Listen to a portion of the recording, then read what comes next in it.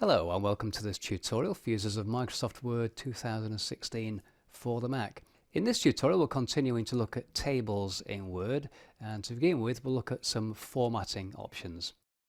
You'll see here the table that I created in the previous tutorial, my staff rota table, and I'm going to apply some simple formatting to the first row and first column. So of course first of all I need to select the first row, and to do that just put the mouse pointer to the left of that row and click to select. And so on the Home tab I can use any of the conventional text formatting options you've seen before. So I can apply bold, for example. I can change the font size by using the increase and decrease font size buttons, or select a particular font size from the drop down there. So text formatting within a table is no different to text formatting anywhere else on the document, and I'll apply the same formatting to my names. I'm simply going to use the format copier here, so I'll click on the word Monday there, click on the format copier, come back to the first column, and I'm just going to click and drag down those 4 cells, release the mouse button, and there we have the formatting applied. Now to deselect I'm simply going to press any arrow key on the keyboard. I want to modify my staff rota table and be able to see AM and PM sections for each day, so I'll need to split each of these columns into 2. So I need to split all my data cells, but I don't want to split the first row of course, so I'm going to leave the cursor flashing away there in the second cell along in row 2, and I'm going to come to the keyboard and apply a shortcut for selecting and navigating, and that is holding down the Alt and the Shift key and pressing the End key on the keyboard. You'll see there the entire row is selected apart from of course the first column, and keeping the Alt and Shift key held down I'm going to press the Page Down key, and that selects the remaining rows as you can see. So remember that keyboard combination: hold down the Alt and Shift key, and then you can use the navigation keys Home, End, Page Up and Page Down to select large blocks of cells within a table. Now with those cells selected I'm going to go to the Layout tab and then come across to the Merge section, and here I'm going to click on Split Cells, and you'll see here in the dialog box that Word has already guessed I want 10 columns. I already have 5 columns of course, and I want each one splitting into 2, so that's a good guess. If you did want more for some reason, you can simply use this dial button to increase or decrease the number of columns, or you can type in the value directly. I don't want to split the rows of course, so I'll leave that number at 4. And the final option here, Merge Cells Before Split, is something that I don't want in this case, but I'll show you what happens if I do leave that checked. So if I click OK now, you'll see that Word has made a bit of a mess of my data, and although I've got the number of columns I want, I don't have the layout that I want. So I'm going to undo that with Ctrl and Z, and let's go back to the Split Cells dialog, and this time I will remove the check from that option and then click OK, and you'll see there that my yes data remains exactly where it was, but I now have an additional column for each day, so I have an AM and PM instead of a full day. So I need to add an indicator now as to which is AM and PM, and I'm going to click in that cell, row 2, and now go back to the Layout tab again, and I'm going to insert a row above. So click Insert Above, there's the new row, and it adopts the number of columns from the preceding row, in this case the row below. So I can now click in that row 2, that new row 2, and type in AM, tab across, type in PM, and now I can just use the mouse to click and drag across and select those existing entries. Ctrl C on the keyboard to copy, and then click in the first cell for Tuesday, type Ctrl V for paste, and just repeat that all the way along. So I have my new row 2 populated with AM and PM indicators, and I can then go ahead and populate the table with the appropriate information so people know where they'll be working. So for example, perhaps I would rather have Tom come in on the afternoon of Monday, and I can just move that yes across there to the PM box instead of the AM box. I'd like to apply a bit more formatting to this table, so I'm going to select those first 2 rows, click and drag to select those 2 rows there, and now I'm going to come back to the Table Design tab, come across to the right, and the shading option is what I'm looking for. If I click on the drop down arrow there, you'll see all the built-in colours, the theme colours and the standard colours, and you can also get more colours by clicking on the more colours option there, and that will give you a wider range of colours to choose from. So you have the pencils, or you have this colour wheel option here where you can click and select any colour that you like. So I'd like a light yellow colour, so I can use this option just to drag that indicator around, and you'll see at the bottom left there the preview of the colour. So I'm going to go for something sort of pale yellow, which that isn't exactly accurate, but that will do for this demonstration, and then click OK. And if I now press the arrow key again to deselect, you will see the result of that. I'm not very impressed with that, so let's reselect those two rows, go back to shading, choose more colours, and this time let's go back to those colour pencils, and I'll choose this light yellow down at the bottom row there. Click OK, again press any arrow key, and I'm a bit happier with that. It certainly makes the top rows stand out more clearly as headers and not part of the table data.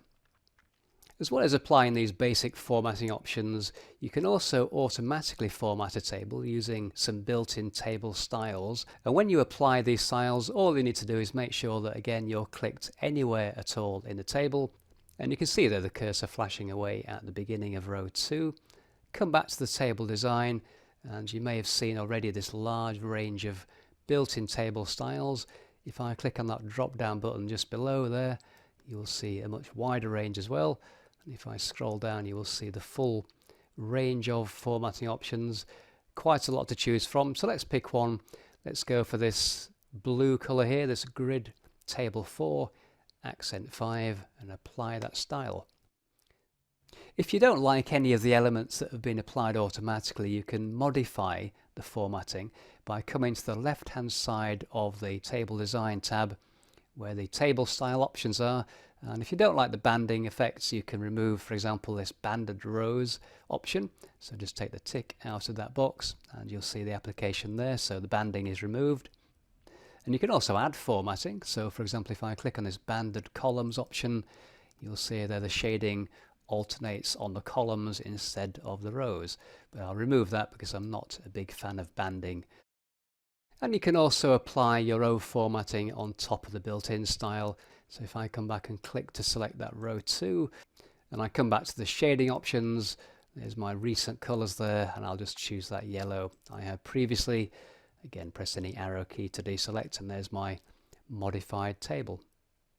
Some of the built-in styles will remove grid lines or change colours of grid lines, and you can see that here that I've got blue grid lines for most of the table, except for my header row, the first row, which appears to not have any grid lines dividing the days of the week. And I can fix that by selecting the table, again by clicking that button just the top left there to select all the cells, and then come back to my borders option over on the right there, the borders section, click on the drop down and choose all borders. You'll notice that if you want to remove the borders, by the way, you would select no borders, but in this case I want to add borders back in, so I'm going to select all borders.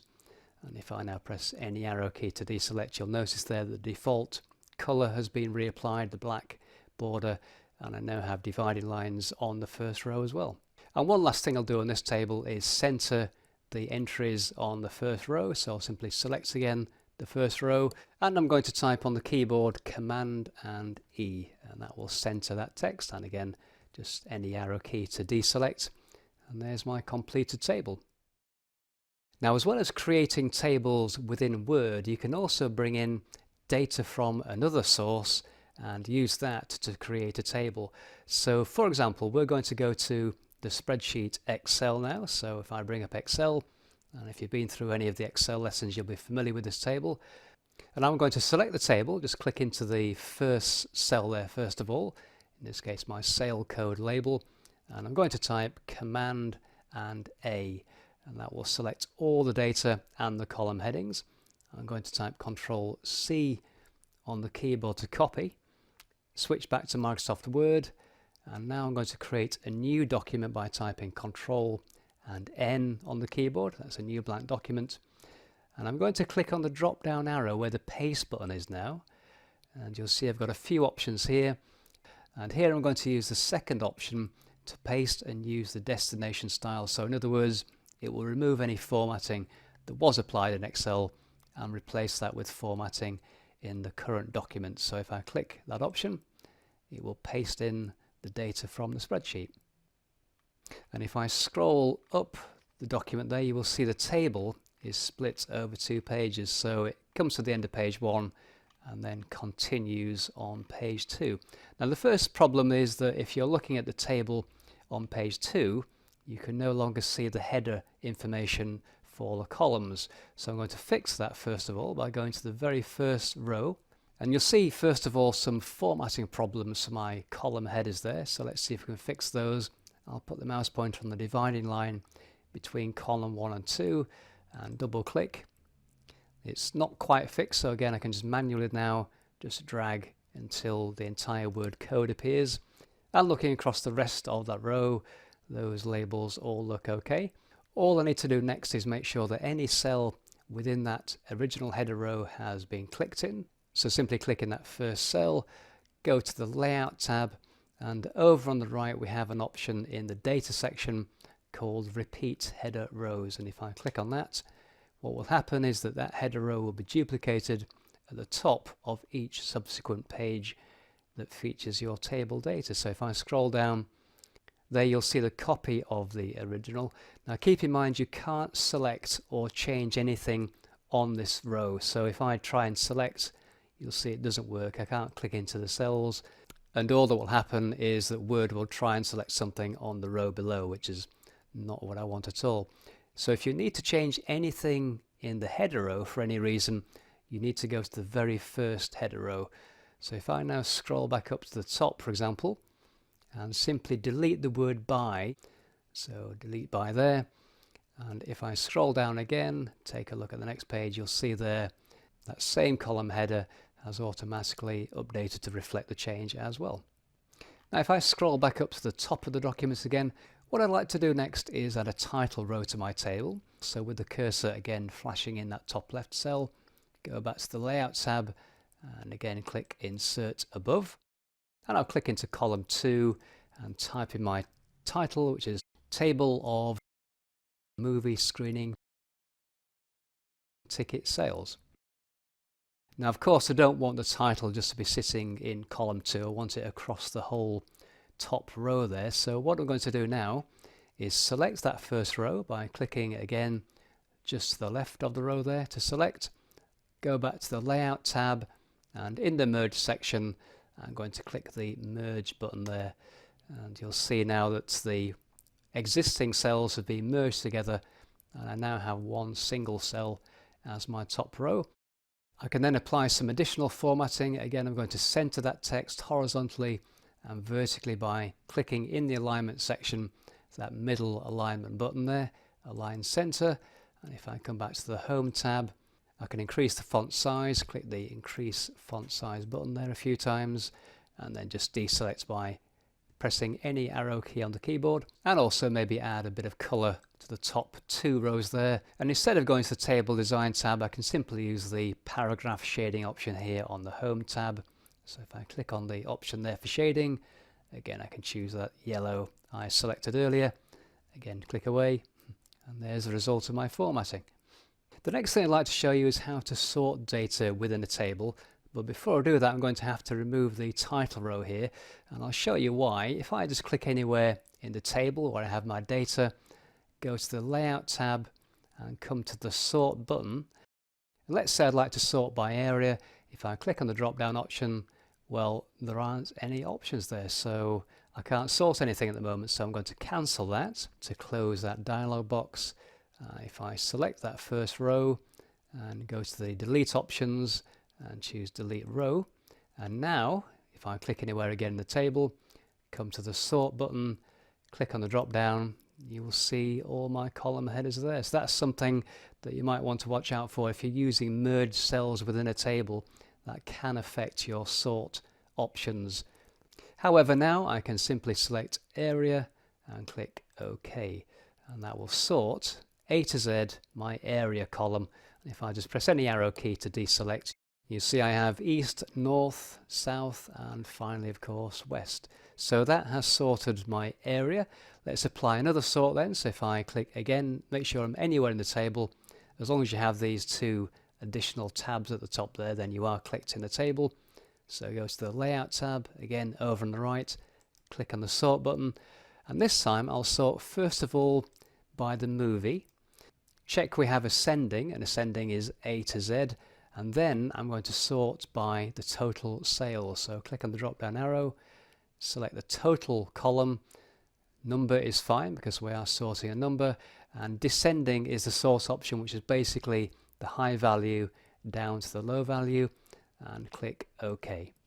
And again, if I just deselect there, you'll see the result of that sort. So we have the movies all sorted alphabetically first of all, but over on the right you'll see that the high values are at the top for each movie and the low values are at the bottom. Now, one benefit of having this sale code column here, which is simply a numerical column, is that I can always return the table to its original entry order. So if I come back to the sort button again and click on the drop down and select sale, the first column, and instead of then by, I'm going to select none and just make sure the third one is blank as well. Click OK, and now my table is back in the original entry order. So that's worth keeping in mind if you're going to be doing a lot of sorting on a table and you eventually want to return it back to its original order. Use some kind of code column at the beginning to identify each record. And one final thing I'll do here is first of all click on the sort button one more time and sort by my sellers. So click on the sold option there, which is my salespeople. Ascending sort is fine. Click OK, and so you'll see there we have Fred at the top, then Jane, and so on. But if I just deselect by pressing an arrow key, what I'd like to do now is have Jane appear on a separate table, and then if I scroll down I have Lisa on a separate table, and so on. So I need to split the table. So if I come back and click in the first row where Jane appears, come back to the layout tab, and then in the merge section you will see the option split table. And if I click on split table, you'll see the table is effectively divided into two, and this is now a separate table. If I scroll down again to where Lisa is, again just click anywhere in that row where I want to create the split, go to the layout tab again and click split table. So there's a third table, and scroll down even further until I get to Tom. One more time, come to the layout tab, click split table, and so now I have four tables, one for each member of staff, but I only have one column heading. So what I'm going to do to fix that is select that column heading, and with the header row selected on the original table, I'm going to right mouse click this time and choose copy. Scroll down to the beginning of my second table where the split first occurred, and then select the first row and then right mouse click, choose paste rows, and that will paste the header row above that selected row. Scroll down again, click on the first row of my third table, right mouse click, again paste rows, scroll down one more time, and finally get to Tom's table at the end there. Again, click to select the first row, right mouse click, and choose paste rows from the shortcut menu. And there are my completed four tables that I can analyze individually if I want to. And as I scroll back up, you'll see that Lisa's table is split across two pages. I might want to fix that by clicking above that table and typing Command and Enter on the keyboard, and that shortcut creates a new page. And my first two tables, of course, are now on page one. So that concludes this look at tables in Microsoft Word. I hope you found some things there that are useful and you can apply to the documents that you're working on. But in the meantime, thank you for watching, and I'll see you next time.